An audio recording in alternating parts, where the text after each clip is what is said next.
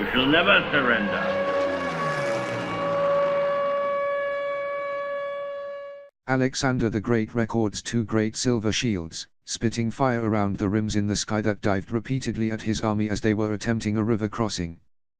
The action so panicked his elephants, horses, and men they had to abandon the river crossing until the following day.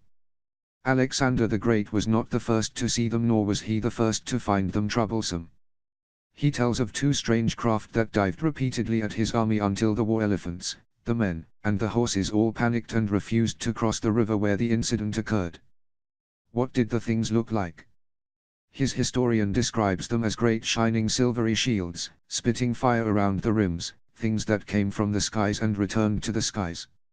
Alexander the Great lay siege to a fortress that would not yield. Its walls were 50 feet high and constructed so solidly that no siege engine was able to damage it.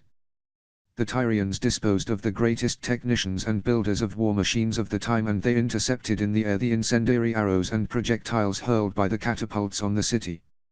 One day suddenly there appeared over the Macedonian camp these flying shields, as they had been called, which flew in triangular formation led by an exceedingly large one. The others were smaller by almost a half. In all there were 5.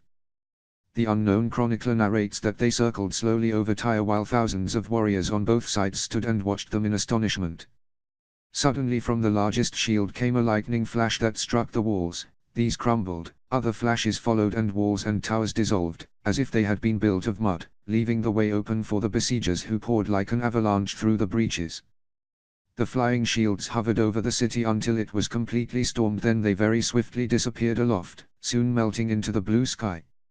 Shields used by Alexander the Great's army shows that they had the symbol for the star Aldebaran on their shields, which begs the question, is there an alien connection?